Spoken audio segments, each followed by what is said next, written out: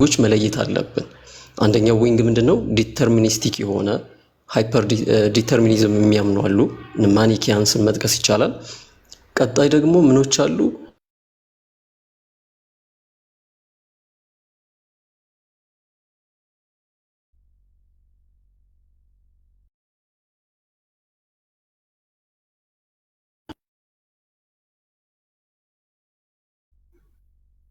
ጆናታን ተቆርጧል። እያወራ ከሆነ እኔ ጋ ነው ወይስ ይሰማል እናንተ ጋር?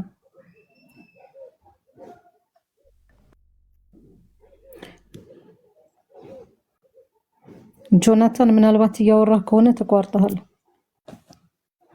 ምናልባት ስልክ ገብቶበት ከሆነ ኦኬ። እሱ እስኪመለስ ድረስ ሳሚሻለ ሰዓታችን እንድንጠቀም ሳሚ ያለ ፔትራ እንኳን ደህና መጣ። ፔትራ አለ?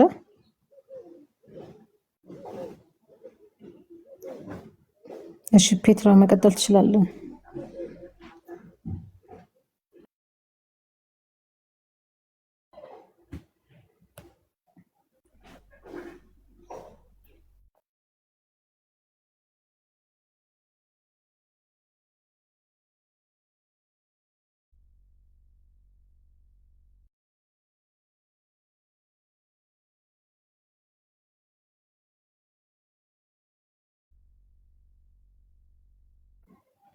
እሺ ፔትራ አመሰግናለሁ። እሺ እንቀጥል ውይይታችንን።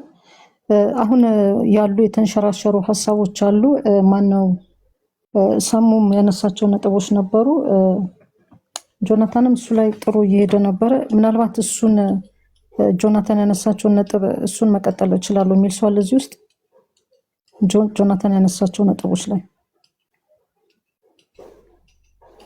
እሺ እንደሱ ከሆነ ቅድም ያነሳዋቸው ፖይንቶች ላይ ልምጣ።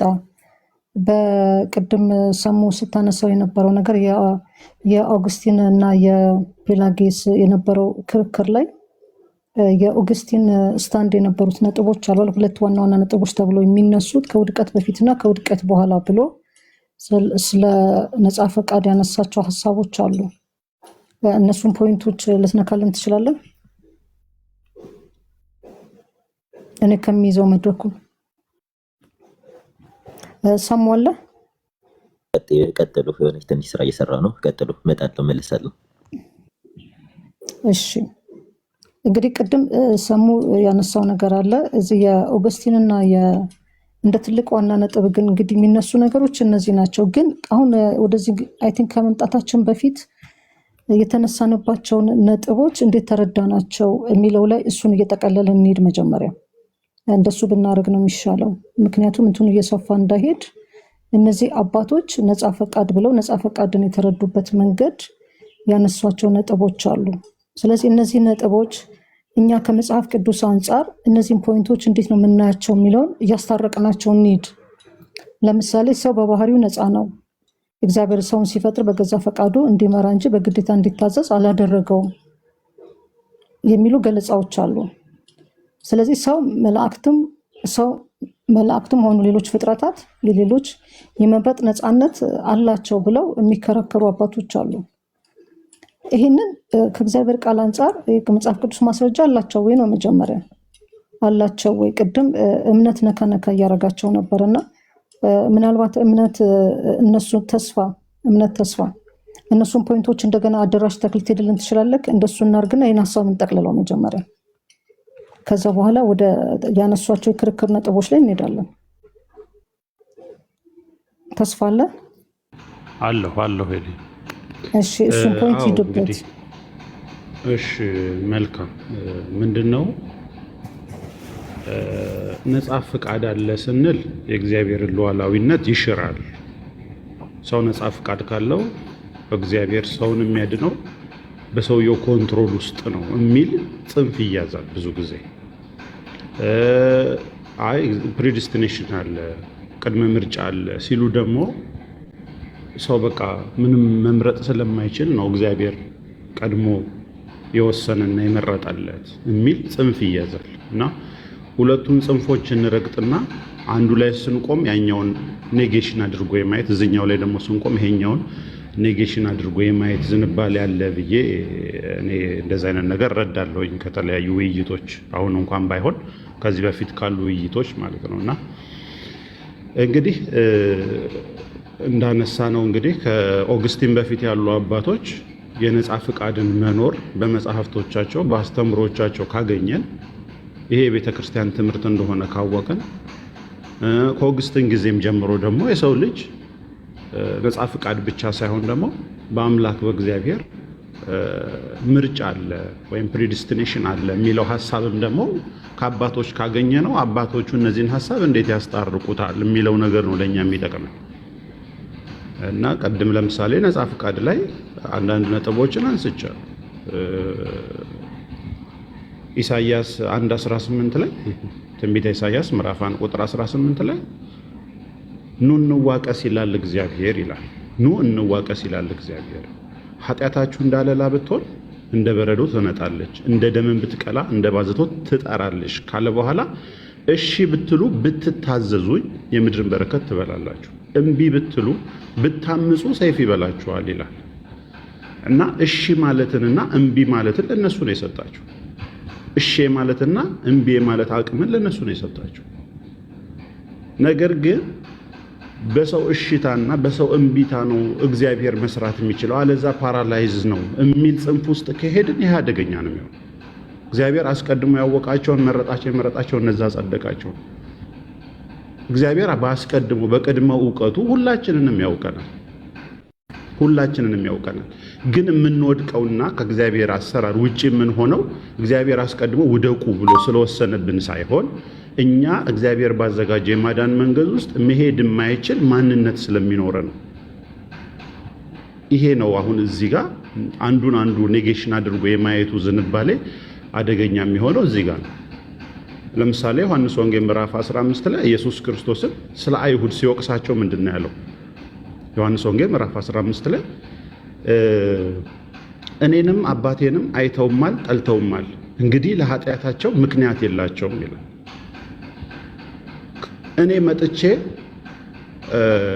እኔ መጥቼ ባልነገርኳቸው ኃጢአት ባልሆነባቸው ነበር፣ አሁን ግን ለኃጢአታቸው ምክንያት የላቸውም ይላል። ለሚሰሩት ኃጢአት በእግዚአብሔር ላይ ለሚያደርጉት አመጽ ሙሉ ፈቃደኞች ናቸው። አሁን የሚያመካኙትና ይሄን እኮ ያደረኩት በዚህ ምክንያት ነው የሚሉት ነገር የላቸውም እያለ ነው እያስተማረን ያለው። ለኃጢአታቸው ምክንያት የላቸውም። ለምን? እኔ መጥቼ ባልነገርኳቸው ነበረ ለኃጢአታቸው ምክንያት እንዲኖራቸው። አሁን ግን እኔ መጥቼ ባልነገርኳቸው ለኃጢአታቸው ምክንያት የላቸው። እኔንም ጠልተውኛል፣ አባቴንም ጠልተዋል እያለ ለሚሰሩት ኃጢአት የፈቃዳቸው እንደሆነ የውስጥ ማንነታቸው እንደሆነ እሺ ማለትና እምቢ ማለት ጉዳይ እንደሆነ ያስቀምጥላቸዋል። እዚሁ ዮሐንስ ወንጌል ላይ ምዕራፍ 8 ቁጥር 31 ላይ ብንመለከት ኢየሱስ ክርስቶስ እኔ የዓለም ብርሃን ነኝ እያለ ከቁጥር 12 ጀምሮ ራሱን እየገለጸ ሲመጣ አንተ ስለ ራስህ ትመሰክራለህ፣ ምስክርነት እውነት አይደለም ሲሉት እኔ ስለ ራሴ ብመሰክር ከየት እንደመጣ ወዴት እንደሚሄድ አውቃለሁ እያለ ማንነቱን ፕሩፍ እያደረገላቸው ስለ አብም እየነገራቸው መጣና መጨረሻ ላይ ያመኑ አይሁድ ተገኙ። ቃሉን የተናገረውን ነገር ይሄ ነገር እውነት ነው ብለው ያመኑ አይሁዶች ተገኙ። ቁጥር 31 ላይ ሲደርስ ምን ይላል? ያመኑትን አይሁድ ኢየሱስ እናንተ በቃሌ ብትኖሩ በእውነት ደቀ መዛሙርቴ ናችሁ፣ እውነትን ታውቃላችሁ፣ እውነትን ማርነት ያወጣችኋል አላቸው። እነዚህ አይሁዶች ያመኑ ናቸው። እግዚአብሔር አስቀድሞ እንዲያምኑ የፈጠራቸው አይደሉም፣ ወይም እንዲያምኑ ያስገድዳቸው አይደሉም። ለምን? እዛው ጋር ደግሞ ሲግዱ እናያቸዋለን። እንደዚህ ሲላቸው የነሱ መልስ ምንድን ነበረ? ያመኑ ሰዎች እምነት በነሱ እጅ ሆነች፣ እሺ ማለት በነሱ እጅ ሆነች ስለሆነች ምን አይነት ሪፍሌክሽን ያቀረቡት? እኛ ለማንም ባሪያዎች አይደለም፣ እናንተ አርነት ትወጣላችሁ የምትለኝ የምን አርነት ነው የምታወራው ብለው ከኢየሱስ ጋር ኮንፍሮንት ማድረግ ጀመሩ። ለኃጢአት የተገዛ የኃጢአት ባሪያ ነው እያለ ያንን እያስረዳቸው ሄዶ እኛ እኮ የአብርሃም ልጆች ነን ሲሉት፣ አዎ የአብርሃም ዘር መሆናችሁን አውቃለሁ፣ ነገር ግን እናንተ የአብርሃም ልጆች አይደላችሁም። የአብርሃም ልጆች ብትሆኑ የአብርሃምን ስራ ባደረጋችሁ። አብርሃም ይሄንን አያደርግም፣ እናንተ ግን ከእግዚአብሔር የሆነውን እውነት የነገርኳችሁን ሰው ልትገሉኝ ትፈልጋላችሁ። መግደል የዲያብሎስ እንጂ የአብርሃም ባህሪ አይደለም። ዲያብሎስ ከመጀመሪያው ነፍሰ ገዳይ ነበረ። ስለዚህ እናንተ የዲያብሎስ ልጆች ናችሁ ይላቸዋል። እነዚህ ሰዎች እሺ ማለት አሜን ማለት መጀመሪያ ችለው ነበረ። ነገር ግን አሜን ብሎ እሺ ብሎ አሜን ላሉለት ነገር መታዘዝ ግን አልቻሉም። ማንነታቸው ያን ያህል ሊያስኬዳቸው አልቻለም። ስለዚህ ምን አደረጉ? ኦፖዝ ማድረግ ጀመሩ። መጀመሪያ መፍቀድም የነሱ ነበረ፣ ቀጥሎ መቃወምም የነሱ ነበረ። ሲፈቅዱ ክርስቶስ መጥቶ እውነትን የሚያገኙበትን ከእግዚአብሔር ጋር የሚሄዱበትን አርነት የሚወጡበትን መንገድ ነገራቸው። ሲቃወሙ ደግሞ በተቃውሟቸው የሚጠፉበትን የዲያብሎስ ልጅ የሚባሉበትን ነገር ነገራቸው። ስለዚህ አዎ አባቶች የሰው ልጅን ነፃ ፈቃድ መኖር አስተምረዋል፣ ገልጸዋል። አዎ አባቶች የእግዚአብሔርንም ሉዓላዊነት አስተምረዋል፣ ገልጸዋል። ሁለቱ እንዲስማሙ ሁለቱ አብረው እንዲሄዱ እኛ የወንጌልን ቅናት የወንጌልን እውነት በተግባባ ሁኔታ የምናሳይ ሰዎች ለመሆን እንሞክር። አለበለዛ ፍሪዊልን ትክክል ነው የምንል ሰዎች ፕሪዲስቲኔሽንን አፈር ብላ አታስፈልግም፣ ፕሪዲስቲኔሽንን ትክክል የሚሉ ሰዎች ፍሪዊል አያስፈልግም አፈሪ ብላ የምንባባል ከሆነ ለወንጌል ያለንን ቅን ልብና ለእውነት መቆማችንን ጥርጣሬ ውስጥ ይከተዋል። ስለዚህ መጽሐፉ እንደሚለው አዎ ፍሪዊልም አለ፣ አዎ የእግዚአብሔርም ውሳኔ አለ። ሁለቱ ግን የሚጣጣሙበት ማዕከላዊ መንገድ ምንድን ነው? ይሄ ማዕከላዊ መንገድ እግዚአብሔር በሰው አሰራር አይሰራም። እኛ ስለፈቀድን እኛ ስለወደድን የምናመጣው ወይም ደግሞ በእኛ እጅ ሞኒተር የምናደርገው አምላክ አይደለም። እግዚአብሔር የወደደውን የሚያደርግ ነው፣ በፈቃዱ የማይከለከል ነው እና የእኛ አምላክ ጣዖት አይደለም። እኛን አዘውም እኛን እንደፈለግን አናሾረውም። ግን ሁለቱ እንዴት ማዕከላዊውን ነገር ይይዙልናል? እንዴት አድርገን በእግዚአብሔር ቃል እናጣጥማቸዋለን? ምክንያቱም ሁሉ ነገር የሰውን ፈቃድ የእግዚአብሔርም ቅድመ ውሳኔ መጽሐፍ ቅዱስ ላይ አለ። አንዱን ሽረን አንዱን አናጸድቅ እና በዚህ አንግል ብናየው ለማለት ነው። አመሰግናለሁ። እሺ አመሰግናለሁ ተስፋ። እንግዲህ ግን እንዳካሄድ ከዚህ በኋላ ደቂቃም ጣል ብታረጊበት አሪፍ ነው። አንዳንዴ አይተሽ ምናልከኝ ሲነርጂ ደቂቃም ጣል ብታረጊበት አሪፍ ነው። በጣም እንትን እንዳይል ይሁንና ትንሽ ደቂቃም ብትሰጪው ሊሚት ብታረጊም ቆንጆ ነው። ጆናታን መጥቷል መሰለኝ አሁን። ኦኬ እሺ 3 ደቂቃ ሰጣችኋለሁ። ጆናታን ተመልሰ እንኳን ደህና መጣ። ወንድማችን ኤፍሬም እንኳን ደህና መጣ። ጆናታን መቀጠል ትችላለህ። ከዛ ሳሚሻ ሰጣለሁ። ቅድም ስጠራ ካልሰማልከኝ ስራ ላይ ነው መሰለኝ ሳሚ። ጥያቄዎች በኋላ ይኖራሉ። አሁን ሀሳቦቻቸው ሬዝ ያርጉና ጥያቄ ይኖራሉ በኋላ። አሁን ጥያቄና መልስ ካረግ ነው ትንሽ ውጥረት እንዳይበዛ። ጆናታን የጀመርከው ላይ ቀጥልና ከዛ ተስፋ የጀመረው ላይ እንቀጥላለን። ጆናታን መቀጠል ትችላለህ። እሺ ስልክ ተደውሎብኝ ነው የወጣሁት፣ ለዛ ነው። ምን እያልኩ ነበረ? ሴንት አውገስቲን ሁለቱን ዊንግ ነው ሲጽፍባቸው የነበረው። አንደኛው ፔላጂያኒዝም አስተምሮ በጣም ፍሪ ዊልን ምንድነው ለጥጦ የሚመለከት እሳብ ያለ፣ ዲተርሚኒስቲክ ቪው ያላቸው ደግሞ ማኒኪያንስን የሰው ልጅ በቃ ሃይሊ ምንድነው ሁሉ ነገር በፋታሊዝም የሚያስተምሩ ጣፈንታ ብለው እግዚአብሔር አንድ የሆኑ ወስኖብናል ከዛ ማውጣት አንችልም የሚልን ሐሳብ የሚናገሩ ማኒኪያንሶች አሉ።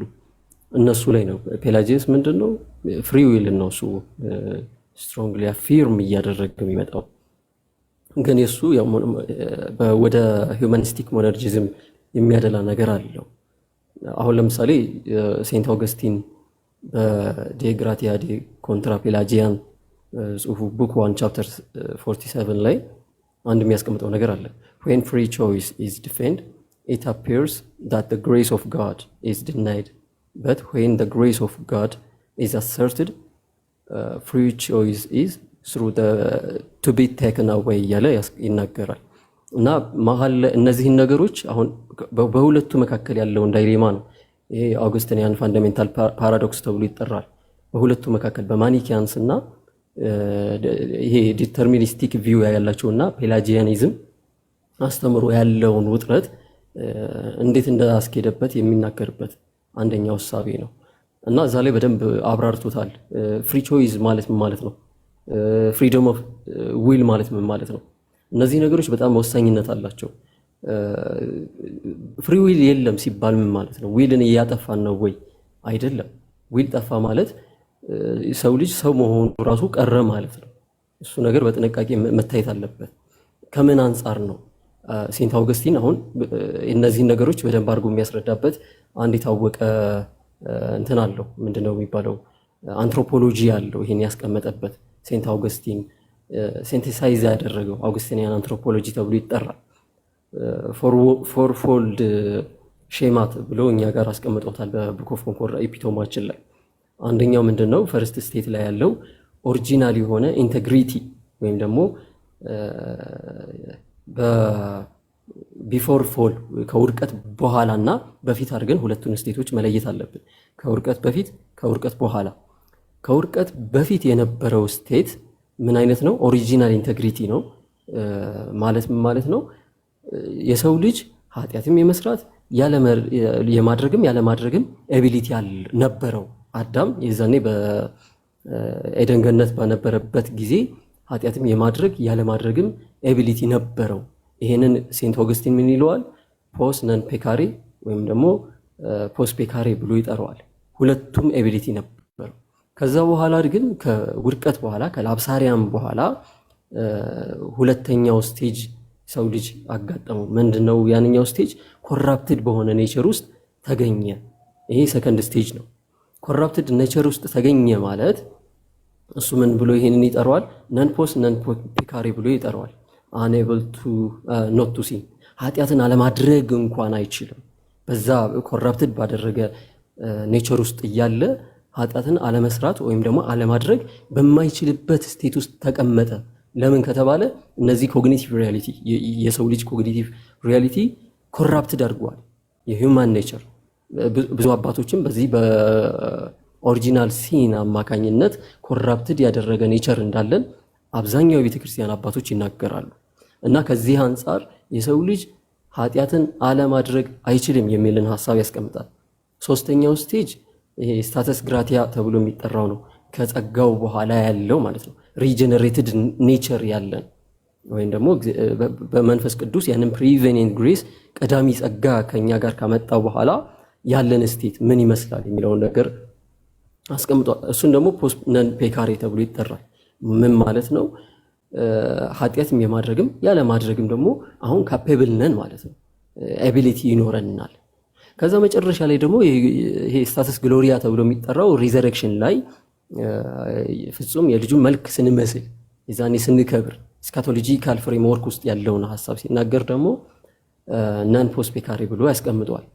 ኃጢአትን አለማድረግ ከዛ በኋላ ኃጢአት የሚባለውን ነገር አናወራም ማለት ነው። ስጋ በእኛ ላይ በመንፈስ ላይ ስልጣን ሊኖረው አይችልም። አሁን ግን ስጋና መንፈስ እርስ በርሳቸው እየተቃወሙ የሚኖሩበት ስቴት ላይ ነን። ነገር ግን ያ ጸጋ ደግሞ ይረዳናል ነው እና እነዚህን ስቴቶች እነዚህ የሴንት ኦገስቲንን አራቱን አንትሮፖሎጂካል ሴንቴሲሶች በደንብ መለየት አለብን። ሴንት ኦገስቲን ፍሪደም ፍሪ ዊል ስለ ፍሪ ዊል ሲያወራ ምን እያለ ነው የሚለውን ነገር በጣም አጥብቀን መመልከት አለብን። ኢቭን እሱ ከራሱ ያመጣቸው ነገር አይደለም። ቅድም አምብሮስን ሳነሳ ነበር። ወደ ክርስትና እንዲመጣ ራሱ አንደኛ የረዳው ሴንት አምብሮስ ነው።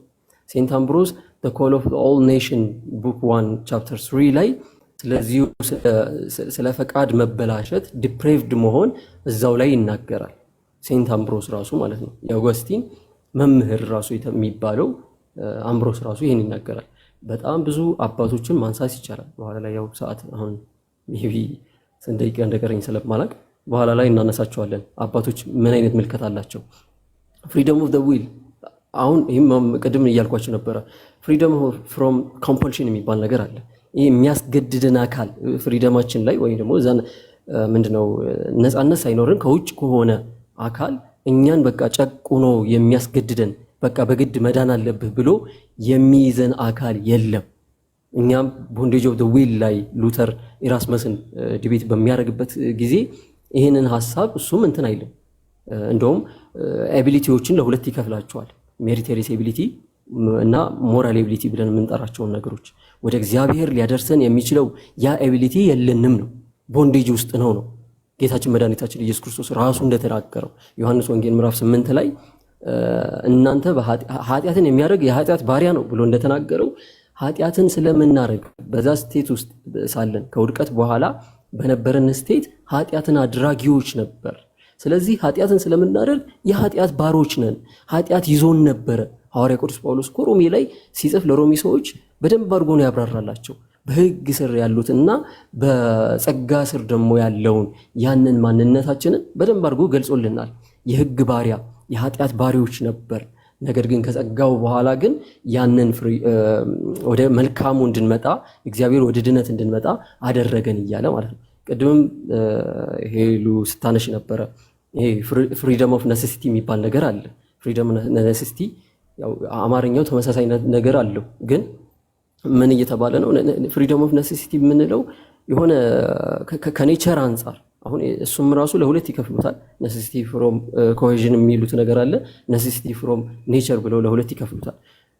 ለምሳሌ ግራቪቲን ለምሳሌ ኤግዛምፕል ያነሳሉ። አንድ ሴናሪዮ የሚሰሩ ቴዎሎጂያንስ የኛ ቴዎሎጂያኖቻችን አንድ ሴናሪዮ ያስቀምጣሉ። አሁን ለምሳሌ ግራቪቲን እንውሰድና ሰው ልጅ ያለመሳብ ነፃ ፍቃድ አለኝ ብሎ እንትን ማለት አይችልም ምድር ላይ። ነገር ግን ዊሉን ራሱን ያችን ፋካልቲ አፌክት እያደረገ ነው ወይ? ግራቪቲ ይሄ ኔቸር አፌክት እያደረገ ነው አይደለም። ይሄ ከኔቸር አንጻር ፍሪደም እያላት ወይም ደግሞ ፍሪደሟን ሙሉ በሙሉ ሳትነጠቅ ግን በዛ ኮንትሮል ውስጥ ሆናለች። ለኔቸር ተገዢ ሆናለች። ለኔቸሩ ተገዢ ሆናለች። ሰው በቃ እኔ ነፃ ፍቃድ አለኝ ያለመንሳፈፍ ነፃ ፍቃድ አለኝ ብሎ እስቲ ከአንደኛ ፎቅ ላይ መራመድ ይጀምር፣ የዛኔ ዋጋውን ያያል።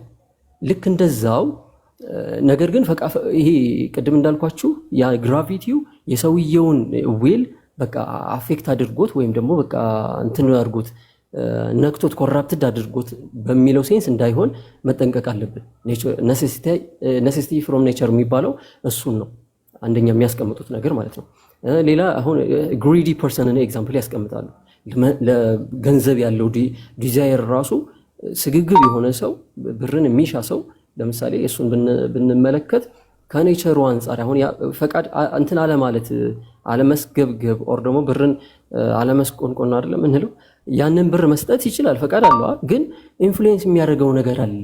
ያ ነው እኛም ኃጢአትን የምናደርግ ከሆነ ለኃጢአት ባሮች እንሆናለን፣ ከኃጢአት እስራት ውስጥ እንሆናለን የምንለው ለዛ ነው። እና ነፃ ፈቃድን በተመለከተ እንደው እንግዲህ የሉተራንም በኋላ መጣበታለሁ እነ ቤላርሚን አንድ ያነሷቸው አርጊመንት ስላሉ እመለስበታለሁ። ቴንክ ዩ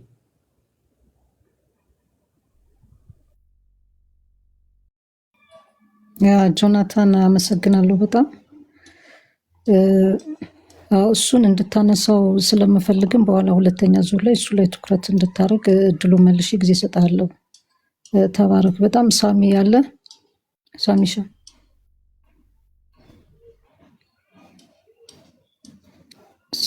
ሳሚ ያለክ ድምጽ ይሰማል? አንድ ሰው ስጭኝና ፔሸንት እሺ አንድ ቁጥር ጻፍልኝ ስትመለስ መልሼ እንትን እንዳላረግ እንደቀድሙ ቴንኪው። እሺ ወንድማችን ኤፍሬም እንኳን ደህና መጣ፣ መቀጠል ትችላለህ። እሺ ጋይ ሰላም ብያለሁ። ሄሉ እንዴት ናችሁ? ሁሉ መልካም። ከታች ያላችሁትንም መርገስት ያላችሁትንም ሰላም ብያለሁ። እስቲ ምን ላይ ፍሪዊል ላይ ነው አይደል ዲስከሽኑ? እንደዛ ነው። አይ ቲንክ ጆናስ ያወራ የገባኝ ነገር አለ። ፍሪዊል ላይ ነው። እንደዛ ነው። ያ እሺ ብዙ ሴንቸሪ ያሉ አባቶች ስራ ፍሪዊል የተናገሩትን ቀደም አልነበርክም? ምናልባት ነበርክ ብዬ ነው ያየው መስሎኝ ነበር። አይ ቲንክ ስለ ፍሪዊል የተናገሩ የተወሰኑ አባቶችን ነው ሜንሽን ያደረግነው። የፈርስት ሴንቸሪ ላይ የነበሩ አባቶች ምንድን ነበር ሀሳባቸው፣ ያስቀመጧቸው ነጥቦች የሚለውን እሱን ነው አንስተን የተቀመጡ ነጥቦች ነበሩ። እነዛ ነጥቦች ላይ በሶስት መንገድ አስቀምጠናቸው ነው እየተወያየን ያለ ነው። አንተ ከዛ ሊነሱ ይገባቸዋል የሚባሉ አባቶችን ማንሳት ትችላለህ። ግን ቁልፍ ነጥቦች ብዬ ለማስታወሻ ያስቀመጥኳቸው አሉ። ነፃ ፈቃድን እንግዲህ ጸጋና ነፃ ፈቃድ በሚል ሲነርጂ በሚል ሀሳብ ነው መነሻ ያደረኩት። በጣም ቶፒኩ ሰፊ ስለሆነ እንደዚህ ስፍት እያደረግን እንድናነሳው ነው እና እነዚህ 3 ነጥቦች ተፈጥሯዊ ነፃነት ጋር በተያያዘ ከኃጢአት ተጽዕኖ ጋርና ከጸጋ አስፈላጊነት ጋር በተያያዘ የተቀመጡ የተጨመቁ ነጥቦች አሉ እና ይሄንን አንተ እንግዲህ በተረዳኸውና አንተ ሊነሱ ይገባቸዋል የምትላቸው አባቶች ካሉ በዛም እያሰፋ ነው መሄድ እንችላለን። ወደ ጉባኤያትም ሄደክ ከፈለክ ማንሳት ትችላለን። በኋላ ሁለተኛ ዙር ላይ ከእግዚአብሔር ቃል አንጻር እንዴት ነው ይህንን የምናስታርቀው የሚለውን ደግሞ እሱን እንቀጥላለን። ፈርስት ሴንቸሪ ስቲ ያው እነ ፖል ጋር ነው የምንመጣው። እንደዛ ነው። ግን ፓትሮሎጂ ላይ ወይ ደግሞ ከሐዋርያት ጋር ቅርበት የነበራቸውን አባቶች በተመለከተ ምን አስተማሩ ከሆነ ጥያቄው ያው ምንድነው አሁን እኛ በፕሮቴስታንቱ ክርስቲያንደም ጥላ ውስጥ ያለን ሰዎች አንድን ሀሳብ እንዴት ነው የምናየው ሲባል ለእግዚአብሔር ቃል የቀረበው የቱ ነው ነው ይህን ሀሳብ ማለት ነው። የትኛውም አባት ያንሳው ዲስከስ ምናልባት የሚያግዝ ከሆነ ምናልባት ለሚያግዝ ከሆነ በጣም ሰፊ ስለሆነ ሀሳቡ እነዚህ ያነሷቸው እኔ 3 ሰዎች ናቸው፣ 3 አባቶች ናቸው። ሶሪ ቅዱስ ዮስጢኖስ አለ ሰማዕቱ 2ኛ ክፍለ ዘመን የነበረው። ከዛ ኢራኔስ አለ 2ኛ ክፍለ ዘመን። ከዛ ቅዱስ ዮሐንስ አፈወርቅ 4ኛ ክፍለ ዘመን የነበረው አባቶች ነው በዋናነት ያነሳሁት። አይ ከነሱ በተሻለ መነሳት ያለባቸው አሉ ካልክ መቀጠል ትችላለህ። እሺ ያው እንትን ምንድነው የጀነራል ሀሳብ ለመገንባት ያክል ነው ያወራሁት። እኛው ለእግዚአብሔር ቃል የቀረበው ሀሳብ ይቱ ነው ላይክ ኩዌሽን የምናደርገው ማለት ነው። እንደ የሶላ ስክሪፕቱራን መንፈስና ፍትሃዊነት መጠበቅ ስላለብን ማለት ነው። ከእግዚአብሔር ቃል የቱ ይነሳል? ኢራኔስም ሆነ ከዛ ደግሞ ክሪሶስቶምም ቢሆን ከእግዚአብሔር ቃል የተነሳው ሀሳብ ለእግዚአብሔር ቃል የቀረበው ሀሳብ የትኛው ነው ብለን ነው ኮንሰክሬት የሆነው እንትናችን ይሄ ነው መሰረታችን ወይ መቆሚያችን ማለት ነው። አፈታትም ጋር ምንንም ነገር ስንቀበል እንደዛ ነው። አባቶች ጋር መምጣት እንችላለን። ፍሪዊልን በተመለከተ ያላቸው ምልከታ ካየን ለምሳሌ ጂኤንዲ ኬሊን ካወቃችሁት ክርስቲያን የቤተክርስቲያን ታሪክን ጥናት ያደረገ ሰው ነው። እሱ ጽሁፍ ጽፏልና በነፃ ፍቃድ ያምኑ ነበር። ፍሪዊል እንዳለ ያምኑ ነበር። ይህንን ክደው ምናምን ሲከራከሩ አታዩም። አሁን ግን ሞር ኦፍ ኩዌሽናቸው ናቹራል ፍሪደም ላይ ነው። አሁን ቅድም ጆናም የተወሰነ ክላሲፊኬሽን ሲያበጅ ነበር የኦገስቲንን ማለት ነው። ኦገስቲን ሊበርታስ እና ሊበረም አርቢትሪዩም ብሎ በላቲን የከፋፈለው ነገር አለ። ፍሪዊል እና ፍሪደም ማለት ነው። ዊላችን ፍሪደም አለው ወይ? እግዚአብሔር ለመምረጥ መንፈሳዊ የሆነውን ነገር ለመምረጥ ፍሪደም አለው ወይ ሲባልና ፍሪዊል ዲስከስ ሲደረግ 2 ነገር ነው ማለት ነው። ስለዚህ ጆን ክሪሶስቶም ፍሪዊል አለ ይላል። የሮሜ ማብራሪያውን ኤፌሶን ማብራሪያውን ባለፈውም ስናይ ነበረ። እንደዚህ ላይቭ ላይ አለ እንደዚህ ፍሪዊልን ያምኑ ነበር አባቶች። አሁን ናቹራል ፍሪደምን በተመለከተ ሰው አዳምና ሔዋን ሲፈጠሩ እግዚአብሔር ፍሪዊል ሰጥቶን የፈጠራቸው፣ በዛ ፍሪዊላቸው ግን ፍሪደም አጥተዋል ነው። ያንን ፍሪዊላቸውን ተጠቅመው ፍሪደም አጥተዋል። ናቹራል ፍሪደም መንፈሳዊ የሆነውን ነገር ለመምረጥ ጽድቅ የተባለውን ነገር ራይቸስ የተባለውን ነገር ለመምረጥ አጥተዋል ነው። ሶ ፍሪዊል ማለት ዘ አቢሊቲ ቱ ቹዝ የሆነና ፍሪደም ደግሞ ወይ ሊበርታስ የሚባለው ደግሞ ወይ ፍሪደም የሚባለው እሱ ደግሞ ዘ አቢሊቲ ቱ ቹዝ ዘ ራይቸስ ቲንግ ይሆናል። ዘ አቢሊቲ ቱ ቹዝ ዘ ስፒሪቹዋል ቲንግ የእግዚአብሔር የሆነውን ነገር የመምረጥ እሱኛው አይነት ካፓሲቲ ፍሪደም ማለት ይሄ ነው። እሱ አለን ወይ ነው አሁን ጥያቄው። ዲስከሽኑ ሪፎርመሮችም ሲያነሱት እሱኛው አይነት ዲስከሽን ነው። የእግዚአብሔር የተባለውን ነገር ስፒሪቹዋል የተባለውን ነገር ለመምረጥ እንደሱ አይነት ፍሪደም ዊላችን አለ ወይ ነው። ዊል ጭራሽ የለም አይደለም፣ ዊላችን አለ። ዊል የለውም ሰው ከተባለ ሰውነቱ ላይ ነው ጥያቄ የምናነሳው። ስለዚህ ቶታል ዲፕራቪቲ ቶታል ዲስትራክሽን ኦፍ ዘ ዊል አይደለም፣ የዊል ጭራሽ መጥፋት አለመኖር፣ ልክ መብነን እንደ ፍም ማለት እንደዛ አይደለም። ሰው ዊል አለው። በእግዚአብሔር አምሳል የመመረጥ የመፈጠራችን እሳቤ ውስጥ ኢሜጅ ኦፍ ጋድ የመፈጠራችን እሳቤ ውስጥ የሚከተት ነገር ነው፣ የሚከተት ፋካልቲ ነው። ስለዚህ እሱን ካነሳን ከሰው ሰውም ሰው ነው ወይ ነው የምንለው። ሰው ዊል አለ። ይህንን ሉተራንም ሪፎርምድም ዘኦል ፕሮቴስታንቱ አይክድም። ስለዚህ አሁን ዲስከሽኑ እነዚህ ኢራኔስም ሆነ ያነሳሻቸው አባቶች በፍሪዊል ያምናሉ ይላል። አሁን ጄኤንዲ ኬሊ ክርስቲያን ሂስትሪን ያጠና ሰው ነው። በጣም ፕሮሚነንት የሆነ ቴዎሎጂያን ነው። በእኛ ሳይድ አይክዱም። ይሄን ፍሪዊል የለም ምናምን አይሉም። ስለዚህ እነዚህ አባቶች ፈርስት ሴንቸሪ ሰከንድ ሴንቸሪም እንደዛ አይሉም። ግን ምንድነው የፍሪደም ነው። አሁን በዲስቲንክሽን እያጠራ ነው ነገሩን ስንሄድ ግን ሰው ከውድቀት በኋላ አሁን ቅድም ጆናም እንዳለው ፖስት ላፕሴሪያን ከውድቀት በኋላ ሰው ያ አለው ወይ ነው ያ ፍሪደም እግዚአብሔርን ለመምረጥ ጽድቅ የሆነውን ነገር ለመምረጥ እሱ አይነት ፍሪደም ናቹራል ፍሪደም ኢንተሌክቱንና ዊሉን ተጠቅሞ የኢንተሌክቱንና የዊሉን ፓወር ተጠቅሞ እግዚአብሔርን መምረጥ ይችላሉ ሲባል እሱ ነው ኩዌሽን የሚደረገው። ስለዚህ አባቶች ዲስከስ ያደረጉት የራሳቸው ርዕስ አላቸው። ዲስከስ ባደረጉበት በዛው ርዕስ ውስጥ የምናየው ሀሳብ የፍሪዊል እሳቤ እንዳላቸው እናያለን። ከዛ በኋላ ግን የፍሪደምን እሳቤ ስናነሳ ግን ይህ ለምሳሌ ኮንከብ ሳይንስ የሚልም ሀሳብ ሲነሳ እናያለን። ሞርፍ ደግሞ በዌስቱ ሳይድ ያሉ አባቶች ክፉ መሻት፣ ክፉ ዝንባሌ ሰው እንዳለበት ቶታሊ ኮራፕት እንዳረገ ቦንዴጅ ኦፍ ማን ነው ይሄ ጆን ክሪሶስቶም እንደውም ሮሜን ሲያብራራ ጳውሎስ የሚለውን ጳውሎስ ምን ይላል? የድሮ ፕሮፋይላቸውን ሲገልጥ የሮሜን ሰዎች እናንተ ለኃጢአት ባሪያዎች ሳላችሁ ይላል እና እሱን ክፍል ሲያብራራው ሲን ማስተራችን ነው ይላል ብሏል።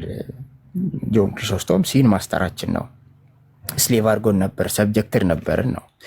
ስለዚህ የኃጢአት ባሪያ ከሆነ አንድም የሰው ፋካልቲ ኢንተሌክትና ዊል ከዛ ሴንሶቹ ስለሆኑ እነዚህ ነገሮች ባርነቶች ናቸው ማለት ነው። ቦንዴጅ ኦፍ ዘ ዊል እሳቤው ከዛ ነው የሚነሳው። የሚቀዳበት የመጽሐፍ ቅዱስ ሀሳቦች ከዛ ናቸው። ስለዚህ ጆን ክሪሶስቶም ሲን ማስተራችን ነው ይላል፣ እሱን ይናገራል። ሶ ሞር ኦፍ የፍሪደም ቋንቋ ነው የምንነጋገረው ማለት ነው። ቦንዴጅ ኦፍ ዘ ዊል ላይ የፍሪደም ቋንቋ ነው። ፍሪደም አለ ወይ ነው። ቦንዴጅ ውስጥ ነህ እንዴት ነው ፍሪደም አለ የምትለው? ስለዚህ የሉተራኑም ሆነ ካልቪኒስቶችን ካየን ሉተራን የጻፉትን ምናምን ካየን ኢንቶታል ሴንስ ሰው ለፈቃዱ ነፃነት የለውም አይባልም። በቶታል በሆነ ሴንስ ጭራሽ ማለት ነው ጭራሽ ለፈቃዱ ነፃነት የለውም አይባልም። ይህንን ያስቀምጣል መጽሐፍ ስምምነት ማለት ነው።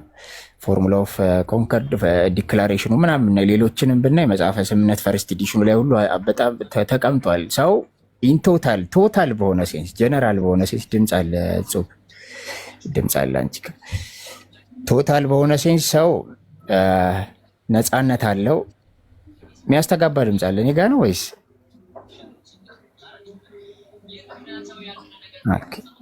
ሚውት ያላረጋችሁ ሰዎች አላችሁ? እጾብ ሚውት አርጊ። እጾብ ናት ሚውት ያላረገችው። ቀጥል። ሰው ፈቃዳችን ነፃነት ኢንቶታል ሴንስ የለውም አይባልም። ለምሳሌ እንግዲህ በሉተራኑ ሳይድ ያሉት ስነ መለኮት እንዲሞር ምናምን የሚባሉትን ፕሮሚነንት የሆኑትን ሰዎች ብናነሳ ለምሳሌ ፊሊፕ ሜላንክተን ብናነሳ ፊሊፕ ሜላንክተን ሎኪ ኮሚኒሽ ላይ ሎከስ 4 ላይ ቱ ዘ ኤክስተርናል ወርክስ ኦፍ ዘ ሎ ሂውማን ዊል ፍሪነስ አለው ብለዋል። ፍሪደም አለው ሰው የፈቃድ ነፃነት አለው አንዳንድ ጉዳይ ላይ ኢቨን ቱ ዘ ወርክስ ኦፍ ዘ ሎ ይሄ ለእግዚአብሔር ህግጋት ሁሉ ማለት ነው። እነሱ ህግጋት ምንድን ናቸው? ኤክስተርናል ወርክስ ኦፍ ዘ ሎ ብሎ ያቀርባቸዋል። እሱም በተመለከተ ልናነሳው የምንችለው ጥያቄ ምንድን ነው? በምን ያህል ኤክስቴንድ በምን ያህል ርቀት መጠን ነፃነት አለ የሚለውን ነው ምንጠይቀው እንጂ ዝም ብሎ ነፃነት የለም አይባልም። የሰው ፈቃድ ነፃነት ያለባቸው ማተሮች አሉ። አሁን ግን ከወንጌል አንጻር ስናወራ ኮንቨርዥኑን ኮዝ የሚያደርግ የዊል ብቃት ሰው የለውም። ለዛ ነው ፓሲቪቲ የሚባለው ወይ ሪሴፕቲቭ ፓሲቪቲ ይባላል። ሰው በቃ ተቀባይ ነው። ሰው ከመቀበል ውጭ ሌላም ስራ አለው ብሎ በመሰረቱ ጴንጤኮስታሉ እኮ አያምንም፣ ሌላም አያምንም፣ አርሚኒያኑም አያምንም። ጀስት ምንድነው ሪሲቭ ያደርጋል። እግዚአብሔር በወንጌሉ በኩል ይመጣል፣ ኮንቨርት ያደርገዋል። ያንን ኮንቨርጅን ግን ኮዝ ሊያደርግ የሚችል የዊል ፓወር የኢንቴሌክት ፓወር ከሰው ዘንድ የለም።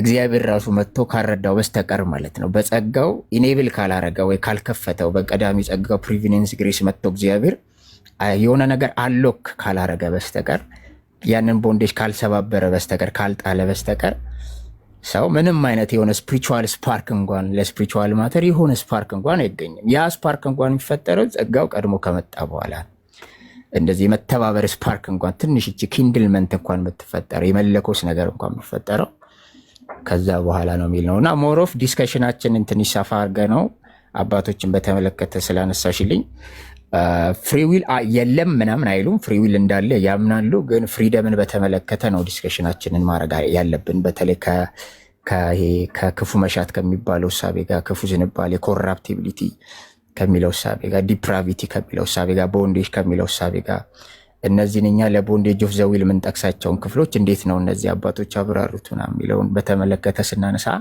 ፍሪደም እና ፍሪዊልን ትንሽ በካታጎሪ በመደብ መመልከት አለብን ብዬ አስባለሁ። ሞሮ ፍሪደም ላይ ነው፣ እንደዛ ነው ብዬ አስባለሁ። አላርዝም። አየ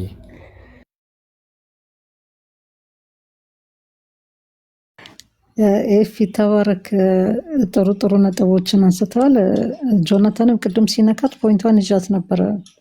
ፍሪደም እና ፍሪ ዊል የሚባሉ ነገሮች ኢቨን ነፃ ፈቃድና እድል የሚለውንም በኋላ ከፊሎሶፊ አንጻር እናየዋለን በቀጣይ ዞር። እሱ በጣም አስፈላጊ ሰው። አንዳንዴ እዚህ ጋር መጽሐፍ ቅዱስ ክፍሎችን ሲያብራሩ አንዳንድ ሰዎች አንዳንዱ እድል ይመስላል፣ አንዳንዱ ረገጣ ይመስላል፣ አንዳንዱ ፍጹም ፈቃድ ይመስላል። በፈቃድ ውስጥ ያለ ፍጹም ነፃነት፣ ሰው እንደወደደው ቅድም ሲባል እንደነበረው ተነስቶ ከፎቅ ላይ የመፈጥፈጥ ፍላጎት ወይም ዝንባሌ የሚመስሉ አይነት ትንታኔዎች፣ አንዳንዴም ደግሞ ሰውየው አኒማል እንደሆነ ምንም የሚባል የቀረለት ነገር ተስፋ በፈቃድ ውስጥ እንደሌለ አድርገው የሚናገሩ ሰዎች ስላሉ እሱንም እያጠራ እንድንሄድ ነው እና ተባረኩ። በኋላ መለሳለሁ። ከእግዚአብሔር ቃል አንጻር በተለይ ኤፌሶን 2:1 ላይ እንዴት ነው እየተፈታ ያለው ቲክቶክ መንደር የሚለውን ከነፃ ፈቃድ አንጻር እሱን ተመልሼ የመጣበት ይሆናል። ሳሚ ከጨረሰ በኋላ ሳሚ ቀጥል።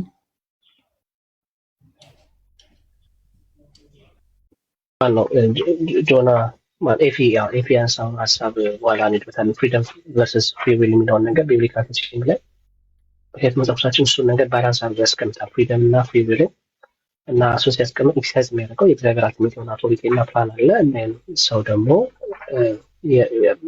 እግዚአብሔር ለሰው ልጅ የሰጠውን አቢሊቲ አለ ለመምረጥ እና ይሄ ሪፍሌክት የሚያደርገው ምንድነው ፌዝን፣ ላቭን፣ ቫሊዩ አድርጎ ያስቀምጣል እና እሱ ላይ በኋላ ግን በደንብ እሱ ማየት እንችላለን። ግን እኔ ነው ጀነራሊ ትናንትና ዛሬም አሁን ስራ ላይ ሆኜ ብዙ ጊዜ አላገኘሁም እና ትንሽ አገር ሪፍሌክት አድርግ ብዬ ነው እና መጽሐፎቻችን ስለ ፍሪ ዊል እና ስለ ፍሪ ብሎ ያስተምራል። እግዚአብሔር ነፃ የሆነ ምርጫ ሰጥቷል። ፍሪ ዊል እንለዋለን። ለምሳሌ ኦልድ ቴስትመንት ላይ ብዙ የሚጠቀሱ ጥቅሶች አሉ። ለምሳሌ ዲቶርኖሚ 30 ላይ እግዚአብሔር ስቴት ሲያደርጋላችሁ በፊታችሁ ሞትና ህይወትን አስቀምጫለሁ ብሎ ሰዎችን ለህይወት ምርጫ ሲያስቀምጥላቸው እናያለን።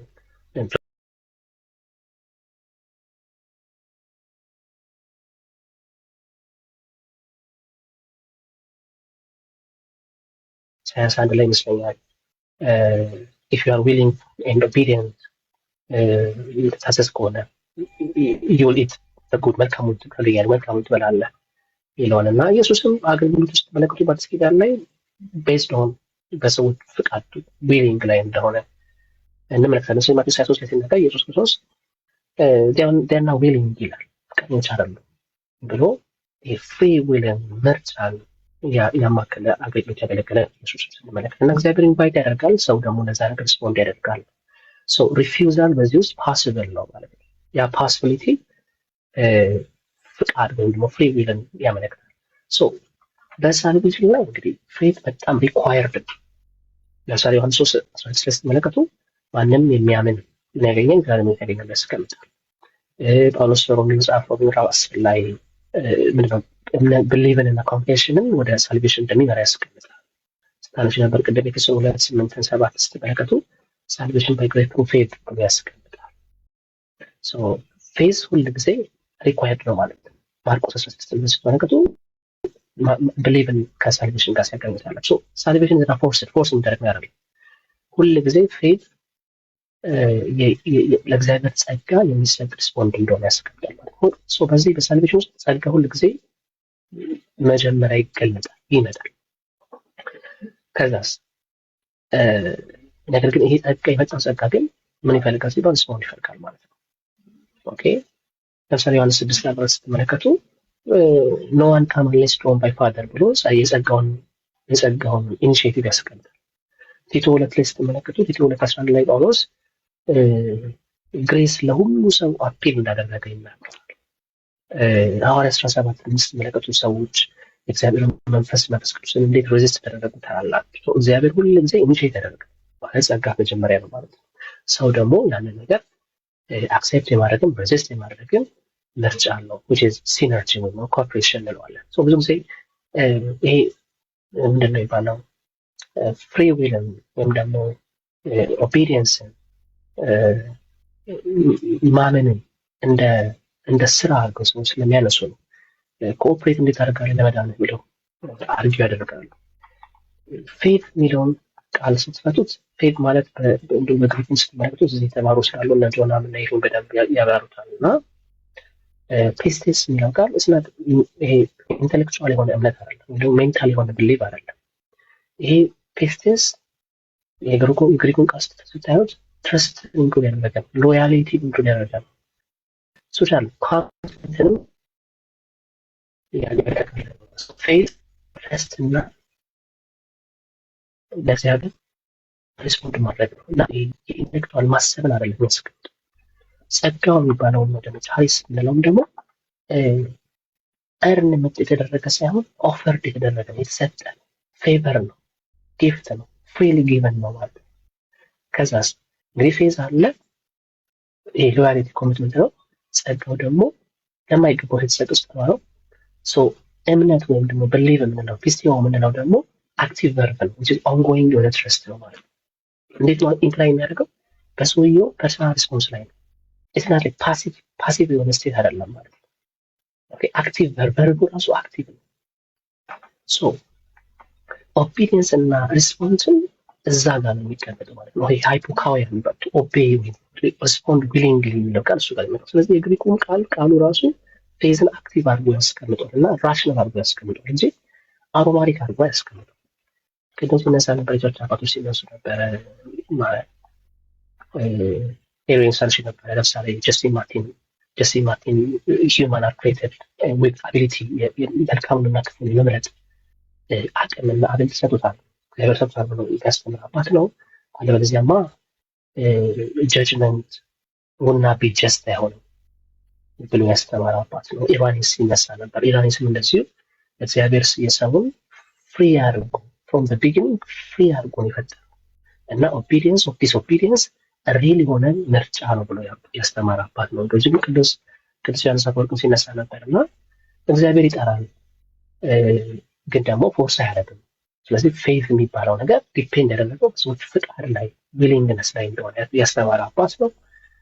ማነው አትናቴዎስ አሌክሳንድሪያው እንደዚህ ሳሊቬሽን ሪስቶር ያደርጋል ሂውማን ኔቸርን ብሎ ያስተማረ አባት ነው። ሂውማን ሁልጊዜ ወደ እግዚአብሔር ትዋርድ ማድረግ አለባቸው ይህንን ሳሊቬሽን ለማግኘት ብሎ ያስተማረ አባት ነው። ስለዚህ ጸጋ አለ እንትን ፍሪ ዊል አለ። እነዚህ ሁለቱ አንድ ላይ ሲሰሩ ወይም ደግሞ ወርክ ቱጌዘር ሲያደርጉ ሳልቬሽን ወይም ደግሞ ሲነርጂዝም የሚል ያመጣ። እንግዲህ ይሄ በአባቶች ትምህርት ብቻ ሳይሆን በኤርሊ ቸርች ክሪዶችን የተነሳ ነው። ኒቂያ ክሪድ በማየት ይቻላል። ኒቂያ ክሪድ ላይ ሳልቬሽን ትሩ ጂሰስ ክራይስት ነው። ስለዚህ he came for us for salvation። ስለዚህ ሰው ደግሞ ለዛ ነገር ሪስፖንድ ያደርጋል ፌዝ ኢን ባፕቲዝም ተብሎ ማለት ነው። ቀጥታ ክሪዱ ምንድነው ሳልቬሽን ፎርስድ ነው ወይም ደግሞ ፕሬዲስቲኔሽን ዊዛውት ሪስፖንስ የሚል ትምህርት ማለት ነው። ግን አስዩም የሚደረገው ሂውማን ብሊቭ አለ፣ ኮንፌሽን እና ፓርቲሲፔሽን አለ የሚል አለ። ሲምፕል ቴዎሎጂካል ሰመሪ ምንድን ነው? እግዚአብሔር ጸጋን ያመጣል። መጀመሪያ ማለት እግዚአብሔር ሰው ሁሉ ይጠራል። እግዚአብሔር መጀመሪያ ግሬስን ይሰጣል። እግዚአብሔር ከዛ በዛ ጸጋ ሰው ሁሉ ይጠራል። ሰው ደግሞ በእምነት ለዛ ነገር ሪስፖንድ ያደርጋል። ስለዚህ ሳልቬሽን ሀፕን ያደርጋል። በምን ሲባል ስሩ ዲስ ሪሌሽንሽፕ ግሬስ አለ፣ ኮሊንግ አለ፣ የሰዎች ሪስፖንድ ባይ ፌዝ አለ ማለት ነው። ወንጌል ቤተክርስቲያን ይሄንን ምርጫ በሚለው የደህንነት ወይም ደግሞ ትምህርቷ ላይ ግልጽ የሆነ ትምህርት አለ። ልክ አሁን አባቶች በሚያስቀምጡት መንገድ ጠዋት እንደውም አኪ ነበረ ሳሚሻ ሶሪ ሲጀመር ተናግሬ ነበር። አንተ ምናልባት ሌት ሆነ ስለመጣ ነው። አጥቢያዎችን ወይ ቤተ እምነቶችን በዚህ ውይይት ላይ አናነሳው። ከተለያዩ አባቶች ያሉትን ግን ምስራቅ ምዕራብ ብለን ልናነሳ እንችላለን። ግን ወደ ታች ወርደን አጥቢያዎችን ለምን እንዳስወጣቂያለሽ ለምሳሌ ቅዱስ ክሪደንስ ቼንጅ ልጅ አንስቼልሻለሁ፣ አባቶችን አንስተናል። ኦኬ ሶ በዚህ ዘመን ላይ ደግሞ ቤተክርስቲያን ስቲል አክቲቭ ናት። ኦኬ አሁን ለምሳሌ ሉትራኖች የሚያነሱት ሀሳብ አለ። ኮንፌሽን አላቸው፣ ቡክ ኦፍ ኮንኮርድ አላቸው፣ የተሰነደ ሰነድ አለ። አባቶች ሰነዱ ያስገቡት ሰነድ አለ፣ ዲኖሚኔሽናል ማለት ነው። እኛም ደግሞ ብናነሳ እንደዚሁ ሰነድ ስለሆነ ማለት ነው። ዝም ብሎ ይሄ እንትን ሳይሆን ልናነሳ የምናሳየው ከቸርች መዘን ሊትራሊ የተጻፈ ጽሑፍ ያለው ነገር መዘን ልናመጣ የምንችለው ነገር ስለሆነ ልናሳይ የምንችለው ነገር ስለሆነ ለዛ ነው ያነሳሁት እንጂ ዝም ብሎ እንደዚህ ያደረገ ምናምን ለማለት አይደለም። ዶክመንት ስለሆነ የተጻፈ ነገር ስለሆነ ፐብሊክሊ ፐብሊሽ ያደረገ ነገር ስለሆነ ያነሳሁት ኢሉዌ።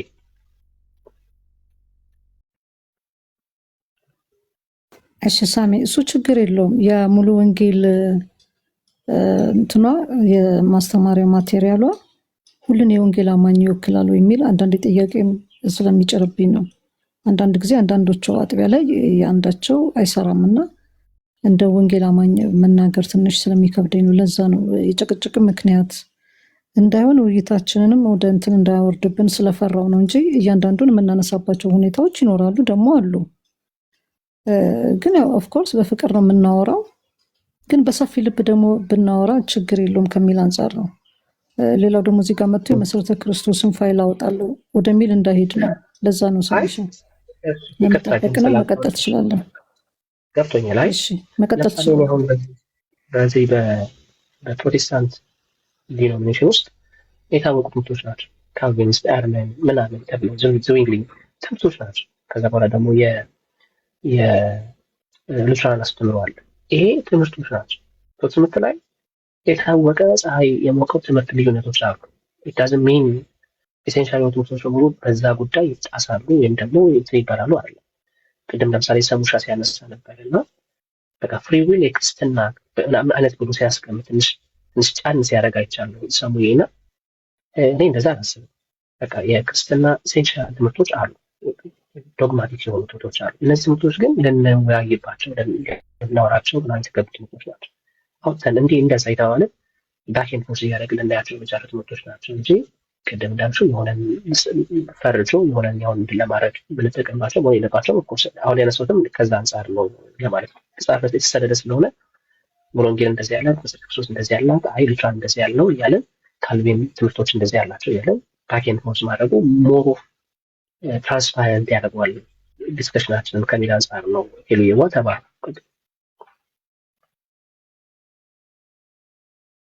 እሺ ሳሚዬ ቴንኪው በጣም ነጥቤን ስደጋገምበት ዲስተርብ አድርጌ እንዳይሆን ሶሪ በጣም ግን ያንቱን ትንሽ መቆጣጠር ስላለብኝ ነው። ትላንት አስቸግሮን ስለነበር ለዛ ነው።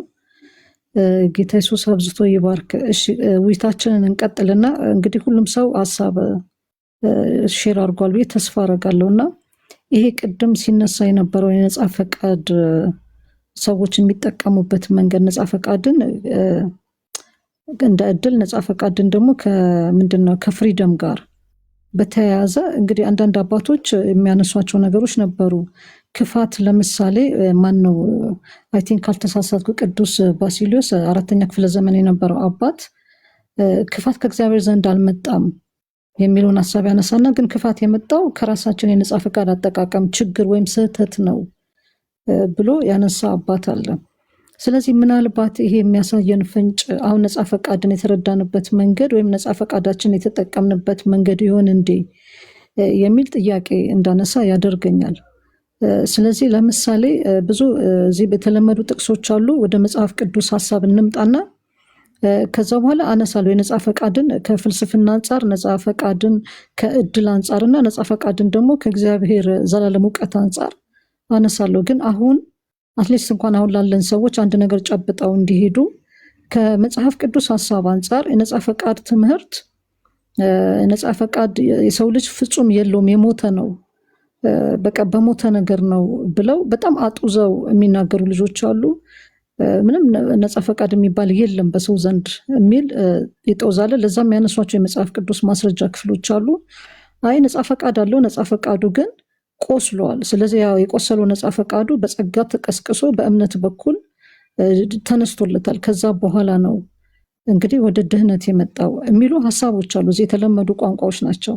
ስለዚህ በበሰለ አእምሮ ማንም ማንንም ዲስተርብ ሳያደርግ ለቤተ እምነታችንና ለዶክትሪናችን ሳንጨቃጨቅ ግን ከመጽሐፍ ቅዱስ አንጻር እነዚህ ሀሳቦች እንዴት ነው እየተፈቱ ያሉት የሚለው ቴዎሎጂካሊ ብናይ የሚጠቅመው ደግሞ የበለጠ እሱ ስለሆነ ከአባቶቻችን የተማርነው ለሀሳባቸው ቢሞግቱም ግን ለሌሎች ሀሳቦች ደግሞ ክፍት ናቸው መልስ በመስጠት እንግዲህ እዛ ውስጥ አልገባም እሱ ራሱ የቻለ ፖለቲካ ስለሆነ ግን እዚህ እናርግ አትሊስት ቲክቶክ ያለን ሰዎች ለምሳሌ ኤፌሶን 2:1 ላይ ፍጹም የሞተ ነው የሚል ትምህርት ለማስተማር የሚጠቅሱ አሉ እሱን ለማለት አይደለም ብለው የሚከራከሩ ሰዎች አሉ ስለዚህ ይሄን ክፍል እንዴት ነው የምትፈቱት እዚህ ያላችሁ ወንድሞች ብዙ የበሰለ ነገር ያላችሁ ናችሁ በብዙ አቃችኋለሁ ሁላችሁንም እና ይሄ ኤፌሶን 2:1 እንዴት ነው የምትፈቱት አንድ ሁለተኛ ሌሎች የመጽሐፍ ቅዱስ ክፍሎች አሉ እኔ ከማነሳቸው ቃልዬ ልኬል ነበር አይ ቲንክ ስራ ላይ ከሆንክ አላውቅም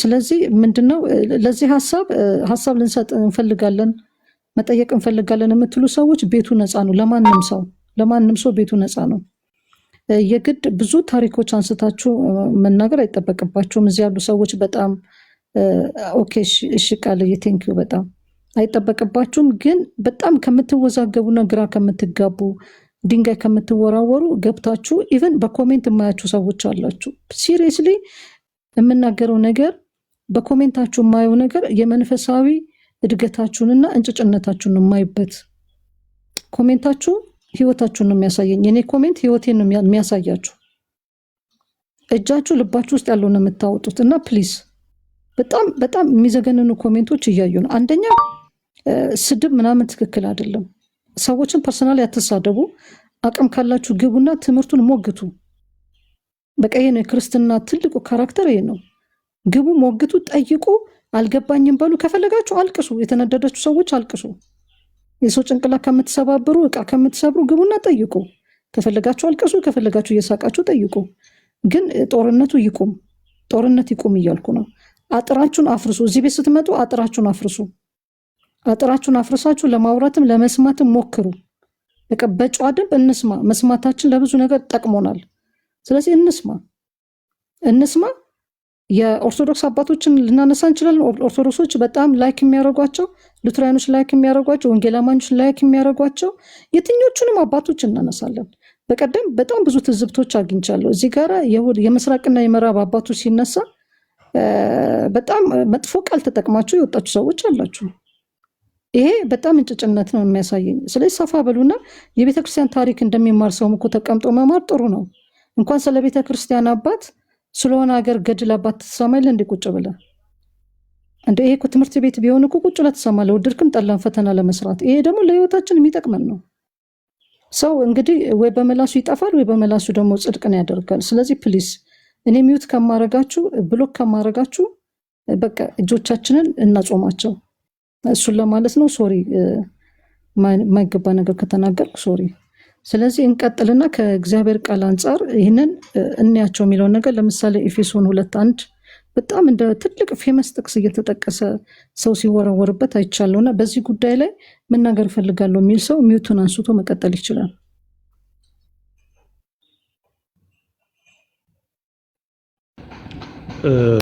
ሄሎ እኔ መናገር ፈልጋለሁኝ ምናልባት ለሌሎቹ ድልም መወስድ ከሆነ ቅድሚያ ሰጣለሁኝ አይ ቀጥል ተስፋ ኖ ቀጥል ምንም በነፃነት ቀጥሉ እሺ መልካምና ምንድነው እንግዲህ እስካሁን ከነበረው ንግግር ውስጥ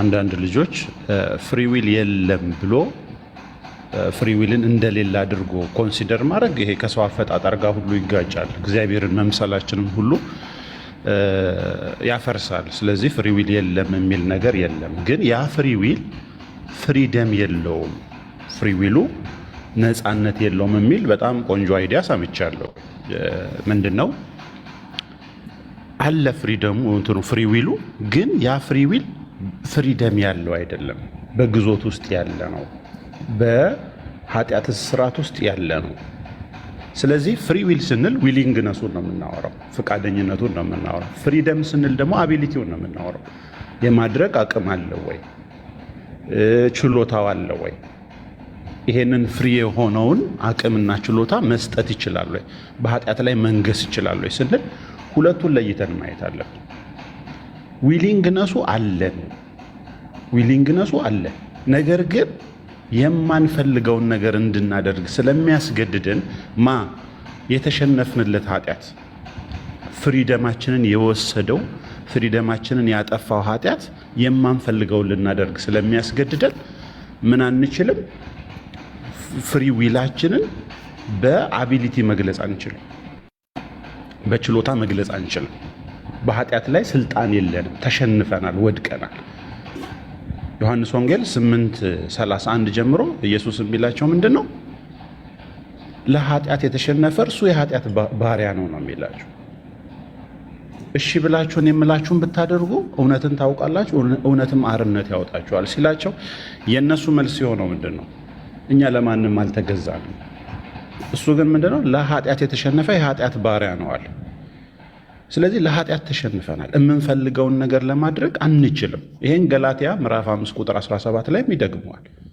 በስጋ የሚኖር ሰው ስጋ በመንፈስ ላይ መንፈስ በስጋ ላይ ይቃወማልና ምን አይችልም ይላል? የሚፈልገውን ነገር ማድረግ አይችልም ይላል። አሁን የሚፈልገው ነገር አለ፣ የማድረግ አቅም አቢሊቲ ደግሞ አለ። ሁለተኛ ነገር ማለት ነው። ያን የሚፈልገውን ነገር ማድረግ ከቻለ አቢሊቲው ካለው ክርስቶስ አያስፈልገውም። አንድ ሰው እኮ ሕግን ፈጽሜ ፐርፌክት ሆኜ በንጽህና ኖሬ እግዚአብሔርን አስደስቼ እኖራለሁ ካለ ክርስቶስ አያስፈልገውም፣ ይድናል በዛ። ምክንያቱም ሮሜ 10:5 ላይ ምን ይላል? ሕግን የሚጠብቅ በሕጉ ለዘላለም እንዲኖር ሙሴ ጽፏል ይላል። ነገር ግን የሰው ልጅ አይችልም። ለምንድን ነው የማንችለው? ከስጋ የተነሳ ስለደከመ ለሕግ ያልተቻለውን ክርስቶስ ነው የሚላል። ክርስቶስ መጥቶ በኃጢአተኛ ስጋ ምሳሌ በኃጢአት ምክንያት አደረገው ብሎ ጽድቃችንን ክርስቶስ ነው ያደረገልን። በእግዚአብሔር ፊት መታያ የሆነን እርሱ ነው። እኛ ምን ስለሌለን? ዊል ስለሌለን? ኖ አይደለም። ምን ስለሌለን? አቢሊቲ ስለሌለን፣ አቅም ስለሌለን፣ ግዞት ውስጥ ስለሆነ። አሁን የጠቀሽው ኤፌሶን ምዕራፍ 2 ላይ ምንድን ነው የሚለው? በአየር ላይ እንዳለው ስልጣን አለቃ ፈቃድ ተመላለሳችሁ ይላል። አሁን ፍቃዱ የእሱ ነው። እኛ በዛ ፍቃድ ስር ነው የምንመላለሰው። ምን ስለሆንን? ስለተሸነፍን፣ ስለወደቅን፣ ስለፈቀድን ነው? አይደለም። ለዚህ ነው በስጋ ብትኖሩ ምን ማድረግ አትችሉም? የምትፈልጉትን ማድረግ አትችሉም ብሎ ገላትያ ምዕራፍ 5 ቁጥር 17 ላይ የሚናገር። ሮሜ 7:18 ላይም ይህንኑ ሐሳብ ይደግመዋል። ፍቃድ አለኝ ይልና ዊል መኖሩን ካስቀመጠ በኋላ ምን የለኝም ይላል? በጎን ማድረግ ግን የለኝም ሲል አቢሊቲው የለኝም። ያ የምፈልገውን ነገር ለማድረግ አቢሊቲው የለኝም፣ አቅሙ የለኝም። ስለዚህ ምን እላለሁ? እጄን ወደ ክርስቶስ አነሳለሁ፣ እጄን ወደ ጸጋው አነሳለሁ። የጸጋው ኃይል በእኔ እንዲገለጽ፣ የጸጋው ኃይል በእኔ እንዲሰራ፣ ኃይሉ ከእርሱ እንደሆነ ሐዋርያትን እኮ ሲያሳቸው የሐዋርያት ሥራ ምዕራፍ 1 ላይ ኃይልን እስክትቀበሉ ድረስ ከኢየሩሳሌም አትውጡ ነው ያላቸው። ቅዱስ መንፈሱ እኮ መጥቶ በእኛ ውስጥ የሚያድረው ኃይል ሊሰጠን ነው፣ ማስቻል ሊሰጠን ነው፣ አቅም ሊሆነን ነው። እና ፍቃዱንና ኃይሉን ወይም ደግሞ ፍሪዊልና ፍሪደሙን ለይተን እንየው። ፍሪዊሉ ናቹራል ከተፈጥሯችን አለን። ይሄንን የሚያጠፋ ነገር የለም። ያንን ፍሪዊል ግን ምን ለማድረግ ኤክሰርሳይዝ አድርጎ ወደ ተግባር ቀይሮ እግዚአብሔርን ፈቃድ ለማሟላት የእግዚአብሔር ልጅ ለመሆን ግን አቅም የለም። አቅሙን ያጣን የሰው ልጅ የወደቀው ውድቀት ውስጥ የተጣለው በአቅም ደረጃ ነው። ለምን? እሱ ወድቆ ኃጢአት ስለነገሰችበት፣ ኃጢአት የበላዩ ስለሆነች። ዊል ስንል ምንድን ነው የምንለው? እሺ ማለት ወይም እምቢ ማለትን ነው ዊል የምንለው። አቢሊቲ ስንልስ መቻልን አለመቻልን፣ ማድረግን አለማድረግን ከፖቴንሻል ጋር የተገናኘ ነው፣ ከኢነርጂ ጋር የተገናኘ ነው። ኃጢአትን እምቢ ማለት ትችላለህ ብትይኝ አልችልም። ኃጢአትን እምቢ ማለት የምትችለው መቼ ነው? በጸጋው። አሁን በጸጋ ስትሆኑ ኃጢአት በእናንተ ላይ አይሰለጥንም ይላል። ከሕግ በታች አይደላችሁም እና ከጸጋ በታች ናችሁና ስለዚህ ኃጢአት በእናንተ ላይ አይሰለጥንም ሲል ይሄንን ነፃነቱን ያገኘ ነው፣ አቅሙን ያገኘ ነው፣ አቢሊቲውን ያገኘ ነው በክርስቶስ። ይሄንን ለማግኘት የሰው ልጅ ምንም ያደረገው ነገር የለም። አቅምም የለውም፣ ችሎታም የለውም፣ ምንም ነገር የለው። ዊል ግን ነበረው፣ መሻት ግን ነበረው፣ መፈለግ ግን ነበረው። ስለዚህ ዊልና ፍሪደም የሚለው ነገር መለየታቸውና የሰው ልጅ አጣ የምንለው ፍሪደሙን፣ አቅሙን፣ አቢሊቲውን እንጂ ዊሉን እንዳልሆነ የሚያሳይ ነገር ስላየው ነው። በዚህ ደስ ብሎኛል። ማቴዎስ ወንጌል ምዕራፍ 12 ላይም ለምሳሌ ብንመለከት ኢየሱስ ክርስቶስን በኤልዘቡል በአጋንንት አለቃ አጋንንትን ያወጣል ብለው ሲሉት ምንድን ነው ያላቸው? ኃይለኛውን ሳያስር በእርሱ ቤት ያለውን ነገር ማን መጥቶ ይበዘብዘዋል? ስለዚህ እኛ በኃይለኛው በጠላት ፈቃድ ውስጥ ነበርን። ስለዚህ መጣና ክርስቶስ ኃይለኛውን አሰረ፣ ኃይለኛውን ከኛ ነፃ አደረገ። ለምን? ፍቃድ ስላለን፣ እሺ ማለት ስላለን፣ የክርስቶስ የመሆን ፍላጎት ስላለን። ካልፈለግነው አያስገድድን። ካልፈለግነው የግድ እኛ የሰይጣንን እያልነው አይጭንብንም። ግን መሻት ስለነበረ መፈለግ ስለነበረ ነው። ይሄን መሻትና መፈለግ ደግሞ ገና ከመጀመሪያው ከዘፍጥረት ምዕራፍ 3 ጀምሮ በአንተና በሴቲቱ በዘርህና በዘሯ መካከል ጠላትነትን አደርጋለሁ ሲል እኛ ፈቃዳችንን ለዲያብሎስ እንደማናስገዛ እሺ ብለን በሱ ደስተኛ ሆነን እንደማንኖር ይሄንን እግዚአብሔር ያውቃል ገና ከመጀመሪያው። ነገር ግን ያንን ፈቃዳችንን ነፃ የሚያወጣበትን አቢሊቲውን መጥቶ የሚሰጥበትን መንገድ ለመፈጸም ምን አደረገ? ልጁን ላከ። በደለኞች ብንሆን ኃጢአተኞች ብንሆን ያንን ሳይጸየፍ ልጁን ልኮ በልጁ ቤዛነት ያለንን ፈቃድ ወደ አቢሊቲ ቀየረልን፣ ወደ ችሎታ፣ ወደ ማስቻል ቀየረልን። ፍሪዊላችን ምን አደረገው ማለት ነው? ፍሪደም ያለው እንዲሆን አደረገው። ከህግ በታች ማደርን ሳይሆን ከጸጋ በታች ማደርን ለእኛ ሰጠንና ይሄ ሁለቱ ላይ ፍሪዊልና ፍሪደም ላይ ያለውን ዲፈረንስ አስምሮ አዎ የሰው ፍሪደም ወድቋል፣ ጠፍቷል፣ ግዞት ውስጥ ነው፣ ባርነት ውስጥ ነን። ያንን ባርነት ነፃ ያወጣ ነው በማን ነው? በክርስቶስ ስራ ነው፣ በክርስቶስ ቤዛነት ነው። እርሱን ስናምን ምን እናደርጋለን? ከጸጋው ተካፋዮች እንሆናለን። እኛም እንደነሱ ከህግ በታች ሆነን ደካማ ሆነን ሳይሆን እንደ ክርስቶስ ከህግ በላይ ከጸጋ በታች ሆነን ማስቻል የሚባለውን የእግዚአብሔርን ችሎታ ተካፋይ ሆነን አቢሊቲውንም እናገኛለን። እና አይ ቲንክ ፍሪዊል የለኝም የሚል አካል የለም የሚባለው ፍሪደሙን የሌለው የሚለው ነገር ለእኔ መልካም የምስራቸው። አዎ ፍሪደሙ እንዳለ ፍሪደሙ ነበረኝ የሚል ካለ እሱ ልክ ነው። ፕላጊያሪዝም የሚባለው ይሄ ፕላጊያኒዝም የሚባለው አስተሳሰብ ያ ነው። ምኑ አለኝ የሚል ፍሪደሙም ነበረኝ፣ ፍሪዊሉ ብቻ ሳይሆን ፍሪደሙም ነበረኝ፣ በራሴ መርጬ በራሴ ጽድቅ ተመላልሼ እግዚአብሔርን አስደስታለሁ የሚል ካለ እሱ አሁንም ሊወገዝ ይገባዋል። ነገር ግን አዎ ፍሪደም ነበረኝ፣ ፍሪዊል ነበረኝ፣ ፍሪደም ግን አልነበረኝም። ያንን በክርስቶስ ቤዛነት በጸጋው በኩል አግኝቻለሁ የሚል ወንጌል እንዳለን የሚያስማማን ይመስላል። እስቲ ሀሳብ ስጡበት እናንተ። አመሰግናለሁ። ተስፋ አመሰግናለሁ በጣም። ምናልባት አሁን ተስፋ ያነሳቸው ነጥቦች ላይ ማዳበር የሚፈልግ ወይ ደግሞ ነው ይህ ሀሳብ በፍጹም አንተ አነሳው ፖይንት አልስማማም የሚል ሰው ካለ መጀመሪያ አልስማማም ለሚል ሰው እድል እሰጣለሁ። ምክንያቱም ሀሳቦቹ እንድናንሸራሽር ማለት ነው። ያ የሚል ሰው ካለ ሚውቱን አንስቶ መቀጠል ይችላል።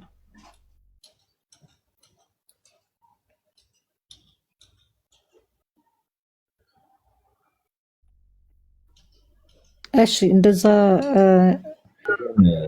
ሄሎ ፔላገስ በጣም ሚስኮት እየተደረገ ነው እና ግን የፔላገስ ሐሳብ ፔላገስ በማለት ያው መነኩሴ ነው በስለ ይታወቃል። ሐሳቡ ግን እናውቀዋለን ነው ቤዚካሊ በኦሪጂናል ሲን በፍሪ ዊል በሂውማን አቢሊቲ እና ኔቸር ኤንድ ሮል ኦፍ ግሬስ ላይ ነው። በእነዚህ ቶፒኮች ላይ ነበረ ፔላገስ እና ኦገስቲን ዲስከስ ያደረጉት። ኦገስቲን ፊሎሶፊካል ኮንሰፕት እንደውም መቀበል የሌለበት የሰው ልጅ ኦገስቲንን ነው። ለምንድን ነው ፔላገስ እንዲህ በጣም ብዙዎቹ ፔላገስን በብዙ ኦልሞስት በሪፎርምዶች በኩል ፔላገስን እንደ እንትን የሚያነሱ ሰዎች አሉ። ግን የፔላገስ ኮንሰፕት ገብቶናል ወይ ነው። ኦገስቲን የመጀመሪያው ስህተት የአዳም ሲን ኃጢአቱ ምንድን ነው የሚለው ኦሪጂናል ሲን ብሎ የሚጠራው ሄሬዲታሪ ነው ብሎ በዘር የሚተላለፍ ነው። ፔላገስ ግን እንዲህ አይነት ሐሳብ አልነበረው። ኢስ ፐርሰናል አክት ነው የሚለው። ያቺ አዳም የሰራትን የመጀመሪያዋን ኃጢአት የሰው ልጅ እየሰራ እስ አክት ነው። ማንኛውም ሰው ሊያደርገው የሰው ልጅ ያጣው ምን ነው? ይሄ ምንድነው? ባህሪውን ያጣው ያ የቅድስና ባህሪውን ነው ያጣው እያለ ነው ፔላገስ እንትን ሲለው የነበረው እና የኦገስቲንን እይታ እንዲቀየር በጣም ፋይት ሲያደርግ የነበረ ሰው ነው ፔላገስ። እና ፔላገስን ለምንድን ነው በዲስ ማች አኪዝ የሚደረገው? ጀስ ሄሬዲታሪ ነው ብሎ ኃጢአት የሚያምን አለ? አዳም መጀመሪያ የሰራት ኃጢአት ሄሬዲታሪ ነው ብሎ የሚያምን ክርስቲያን አለ እንዴ? ይሄ ነው አሁን ኦሪጂናል ሲል ላይ ሲያነሳ የነበረው ኦገስቲን። ያቺ ስለ ኦሪጂናሏ የመጀመሪያዋ ማለት መጻወለትም መብላት ህግን መተላለፍ አይደለም። ይሄ እሱ ፐርሰናል አክት ነው፣ ማንንም በሰራው ነው እንትን የሚባለው ነው። ሁለተኛ ነገር ደግሞ ፍሪ ዊል ላይ ስንመጣ ምን ነው እያለ እየተናገረ የነበረው የሰው ልጅ ከውድቀት በኋላ ካፕቲቭ ፍሪ ዊል ላይ ያለው ነው የሚለው እያለ የሚናገረው። እንትና ደግሞ ፉሊ ኢንታክት ነው የሰው ልጅ ፔላገስ።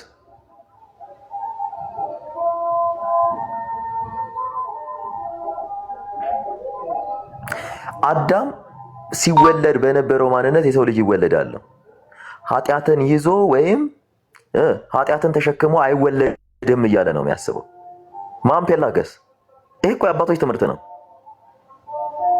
የሰው ልጅ ኃጢአት ተሸክሞ አይወለድም፣ የጎሰቆለ ባህሪን ይዞ ይወለዳል እንጂ ያን አዳም ይሰራ የነበረውን ማንነት ይዞ የሰው ልጅ እንትን አይደለም። አዳም ከውድቀቱ በኋላ ፌስ ያደረገውን ነገር ነው በፍሪ ዊል ዙሪያ ሲያወራ የነበረው ፔላገስ ይሄን ነው። በፍሪ ዊል ዙሪያ ኦገስቲን ሲያወራ የነበረው ፍጹም ኢ መጽሐፍ ቅዱሳዊ ፊሎሶፊካል የሆነ ኮንሰፕት ነው እያወራ ያለው። እንዴት ነው እኛ ፔላገስን አኪውዝ የምናደርገው? ይሄ አጠቃላይ ክርስትና እይታ ነው። በነገራችን ላይ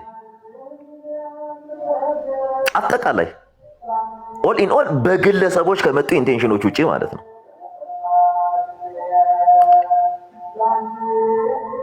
ኦገስቲን እና ፔላገስ እኮ ኖርማሊ ኦገስቲን መች ነበረ የሚለውን ባክትሬስ አድርጎ በመጀመሪያው ቤተክርስቲያን የነበሩ ሰዎች ናቸው። ፔላገስም ኦገስቲንም ኦርቶዶክስ፣ ጴንጤ፣ ካቶሊክ ምናምን የምትለው አይደለም። ይሄ ነው ትልቁ ችግር። ይሄ ነው የመጀመሪያው ቤተክርስቲያን ይህን ትምህርት ትቀበለዋለች ወይ? ለምን ይህን ጥያቄ አትጠይቁ? እኛ ከሐዋርያት ቤተክርስቲያን የተለየ እምነት አለን የምትሉ ከሆነ የራሳችሁን መንገድ መሄድ ትችላላችሁ። በሐዋርያት ዘመን ስላለችው ቤተክርስቲያን ነው እያወራን ያለን። ኦገስቲን ስንል ፔላገስ ስንል በሐዋርያት ዘመን ስለነበረችው ቤተክርስቲያን ነው። እሺ ሰሙ እንደዚህ እናድርግ። ነጥቡን ያው መነሻዎች እነዚህ አባቶች ናቸው እያልን ስለሆነ እንግዲህ ኦርቶዶክስ፣ ካቶሊክ፣ ጴንጤ የሚለው መች እዚህ ላይ ጨዋታው አይኖርም። እያወራን ያለ ነው ስለነዚህ አባቶች ስለሆነ ስለዚህ በልበ ሰፊነት እንትኑን ላስቀምጥ። ሁሉም ሰው ምናልባት አሁን መክፈት የማይችል ከሆነ አንድ ሀሳብ ላስቀምጥ። ከዛ በኋላ እነዚህ ሀሳቦች ላይ እነሱ የተፋጩባቸውን ሀሳቦች ለእግዚአብሔር ቃል የትኛው ነው ቅርብ የሆነው የሚለው ግን አቤት አሳርበጅ ይህን ሀሳብ ከማስቀመጥሽ በጣም አደገኛ ሀሳብ ስለሆነ ሊሄድበት ነው። አሁን ሰሞ የተናገረው አንዴ ላንሳና እናንተ እኮ ናችሁ ክርስቲያን ያልሆነ ሀሳብ ያዛችሁት። በቤተክርስቲያን ታሪክ የሌለ ታሪክ አንስተ እኮ ነው። እኔ ትክክለኛ የቤተክርስቲያን ሀሳብ ነው እያወራ ያለሁት። ሰሙ አንዴ በዚህማ እንዳገቡ ቆይ ሰሙ አንዴ ሀሳቡን ላንሳ፣ በመከባበር እናውራ አንዴ። ስለዚህ ጳላጌስ እና ቅዱስ አጉስጢኖስ ያነሷቸው ምንድናቸው ነጥቦቹ የሚለውን ልዩነታቸው ምንድነው የሚለውን ላንሳ። በአዳም ኃጢአት ላይ፣ በነፃ ፈቃድ ላይ እና የእግዚአብሔር ጸጋ ላይ። ሌላው ስለ ህፃናት እሱ ዛሬ አጀንዳችን ስላልሆነ እሱን አልነካም። ስለዚህ ጳላጌስ ምንድን ያለው የአዳም ኃጢአት ላይ የአዳም ኃጢአት የተጎዳው አዳምን ብቻ ነው፣ ወደኛ አልተላለፈም ይላል ጳላጌስ። ኖት ያዙ እንግዲህ። ቅዱስ አውግስጢኖስ ምንድነው የሚለው በዚህ ጉዳይ ላይ? በአዳም ምክንያት የሰው ባህሪ በሙሉ በኃጢአት ቆስሏል፣ ኦሪጂናል ሲን የሚለውን ይላል። ኦኬ፣ ይሄ ከምን አንጻር ነው? ከአዳም ኃጢአት አንጻር። ሁለተኛ ነፃ ፈቃድ። በነፃ ፈቃድ ጉዳይ ጳላጊዮስ ምንድነው ያለው? ሰው ኃጢአት ላለመስራት ሙሉ አቅም አለው፣ ነፃ ፈቃዱ አልተጎዳም ባይ ነው። እሺ፣ ቅዱስ አውግስጢኖስ ይላል። ሳቤን ሰማፕል አድርገውና አንዴ ሰሙ ሁለቱም ፖዚሽኖች ቆይ ሰሙ አንዴ ሰሙ። ሰዎቹ ነጥቡን እንዲይዙ ነው የፈለኩት። ሁለተኛው ቅዱስ አውግስጢኖስ ምንድነው የሚለው? በኃጢአት ምክንያት የሰው ነፃ ፈቃድ ደክሟል፣ ያለ ጸጋ ረዳትነት ብቻውን ሊቆም አይችልም። ቅዱስ አውግስጢኖስ በምን ምክንያት? በነፃ ፈቃድ ምክንያት። እሺ፣ የእግዚአብሔር ጸጋ ጳላጊዮስ እንግዲህ ክርክራቸው ዋና የነበሩት እነዚህ ናቸው ልዩነታቸው። ጸጋ እንደ ረዳት ነው እንጂ የግድ አስፈላጊ አይደለም። ሰው በገዛ ጥረቱ ሊድን ይችላል።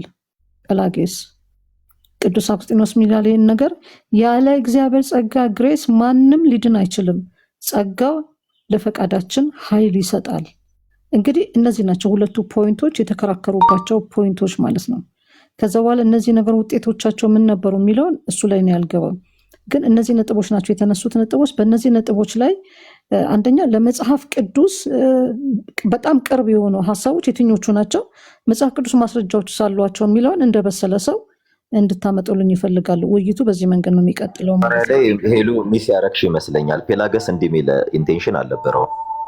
በነገራችን ላይ መረጃ ነው ያወጣሁት፣ ከመረጃ ነው ያወጣሁት። የተለየ ነው ካልካምታ የፔላገስ እይታ እንዲህ ነው። በደንብ ስም የሁለቱን within God grace ይላል ማን አውገስቲን human are in a state of non possess non peculiar ይላል ማለትም not able to not sin ማለትም ኃጢአትን አለማድረግ አይችልም የሰው ልጅ ነው። በምን without God grace ያለ እግዚአብሔር ጸጋ ነው የሚለው። ኦኬ እንዲህ ከሆነ ሄኖክና ኤልያስ አሉ። ኦኬ ማን ያለው ሰሙ ማን ነው ይሄን ያለው? ይሄ የኦገስቲን ንግግር ነው። የፔላገስን ንግግር ልስላሰማሽ። እሺ human are inherently ነው capable of living sinless life። እሺ God would not issue commands ይላል be perfect። በደንብ አስቢ። if humans were not naturally able to fulfill them ምንድነው ጸጋ ጋር ሲመጣ ፔላገስ እያለ የሚመጣው ምን አለ መሰለኝ የእግዚአብሔር ጸጋ ለሰው ልጅ የሚያግዘው ይላል። በደንብ ስሚ። ጸጋ ኤክስተርናል ነው ሊያግዘን የሚችል ነው እንጂ ኢንተርናል አይደለም ብሎ ያስባል። ማን? ፔላገስ። ኦገስቲንስ ጸጋ ኢንተርናል ነው ብሎ ያስባል። ኢንተርናል በቃ ልዩነታቸው ይሄ ነው። ይሄ የማን ኢሹ ነው?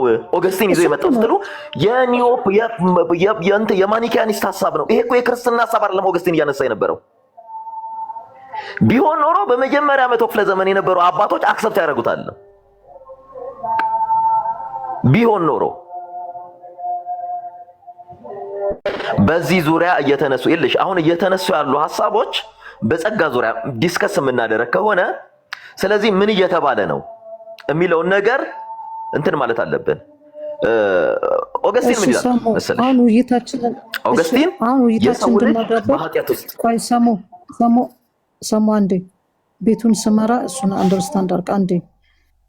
ምክንያቱም ሰዎች ሁሉ ሀሳብ መስጠት ስላለባቸው አሁን አንድ ነገር እናንሳ። ይሄ ልክ ነው ልክ አይደለም ትላለህ። መረጃ ጵላጌስ የተናገረው በእግዚአብሔር ጸጋ ላይ ጸጋ እንደረዳት ነው እንጂ የግድ አስፈላጊ አይደለም። ሰው በገዛ ጥረቱ ሊድን ይችላል ብሏል አላለም?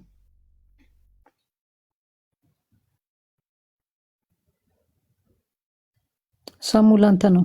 ፔላገስ እንዲህ አይልም። እሺ ሄሎ ፔላገስ እንዲህ አይልም።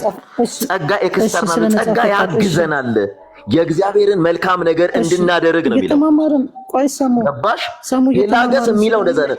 ኢንተርናል ነው የሚለው ሰው በፍቃዱ ቆይ በደንብ ስሚኝ ቆይ ስሚኝ ልንገርሽ ትክክለኛ ነገሩ ፔላገስ ኦገስቲን የሚለው በራሱ ቆይ አንዴ እኔ ሐሳቤን ሰማሁሽ እኮ አንቺንና ሐሳቤን አስጨርሽኝና ተቃውሞ ያለው ሰው ኢግኖራንስ የከተለ ያሳየን ይችላል። አንቺ የምትይው ነገር ፔላገስ አይደለም። ብዙዎች ይልሽ ብዙዎች የፔላገስ ንግግር አክዝ እያደረጉት ያሉት አይ ሰሙዬ ይኸውልህ አንድ ነገር ልንገርህ። አንዴ ሰሙዬ ንግግር ልጨርስና መቃወምም ካለብሽ ወይ ደቂቃ ስጭንና ደቂቃ የምትቃወም ይቆል ተቃወም። እሰማሃለሁ ሰሙ። እኔ እየጠየቅኩ ያለሁት አሁንም መረጃዎችን እያደራጀን